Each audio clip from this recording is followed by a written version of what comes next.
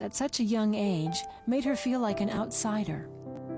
Usually kids don't know when they're so young what they want to do, what their goal is, and where they're going in life. And so I was different than a lot of the other kids, and I think I was too dramatic and I put people off, and so I didn't have a lot of friends. I was alone, and so I would go up into my room and I would memorize Shakespeare, and I would read poetry and perform in front of the mirror. Judith's first real turning point came at the age of 12, when her parents sent her to a special summer camp in Pennsylvania. It was a performing arts school for the summer, and I felt like, oh my God, here are my people.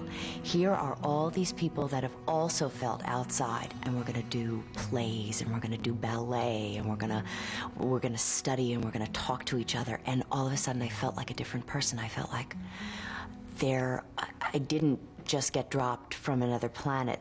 There is a place where those of us who came from the other planet got to get together. As an only child, Judith was used to and expected to be the center of attention. I was a spoiled child. When I did the play, The Diary of Anne Frank, at the Burlington County Footlighters, I remember I took off my costume and I dropped it on the floor, as I did every night. And the director came up to me, a wonderful man named Ferenc Schubert, and Ferenc said to me, "Those are your clothes on the floor." I said, "Yes, the costume person will pick them up." And I was maybe all of 14 years old, and he said, "Oh, I don't think so." And he took all the clothes and all the costumes of everybody else in the entire play, and he threw them on the floor, and he said, "You will pick all of these up, including your own."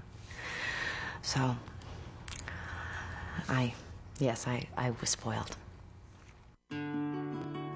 Seeking a good education for Judith, her parents sent her to St. Mary's Hall in Burlington, New Jersey. But her sense of being an outsider was intensified again. She was one of only 6 Jewish girls in an all-Episcopal high school. We wore chapel veils and uniforms, and I think 3 of the girls in my graduating class were pregnant when we graduated, and it was a fabulous school, except for the fact that they wouldn't let me be the Virgin Mary in the Christmas mystery play. That really, really bothered me. I wanted to say, you don't understand. You know those people, that family, they were Jews. So, I mean, I could be the Virgin Mary. There, Judith met Ruth Strand, a drama teacher who recognized and nurtured her talents. Ruth served as the coach, guiding the talents of her emerging star. They became lifelong friends. In 1966, Judith graduated with a degree in theater arts from St. Mary's Hall. Her senior yearbook was a revealing portrait of Judith's high school career. St. Mary's answer to Sarah Bernhardt. God, that would be right. Sophomore class secretary, I was. My God, I don't remember ever doing anything that had anything to do with anything secretarial. I was terrible in typing. Basketball manager. I was the basketball manager, and what I did was I picked up the dirty towels. I was the basketball manager because I could not play basketball. I just happened to be a little tall, and they thought, oh, this is a good thing. We're gonna put her on the basketball team. And then they said, oh my God, get her out of here. Just get rid of her. You had to pick a quote. Don't ask me where I got this. It's pretty incredible. Acting is no mere translation or abstraction from life. It is life itself. To follow her dream, Judith applied and was accepted at Carnegie Mellon University, the oldest and one of the most prestigious drama schools in the nation. This program is as rigorous and exacting as theater itself, and they weren't kidding. So I didn't get to really act, really perform for 2 years. It was a lot of classwork and a lot of crew and building props and sewing costumes, which I am terrible at, and so I had to learn how to do it. Eventually, she made it on stage. Judith did Shakespeare, got parts in avant-garde and traditional plays.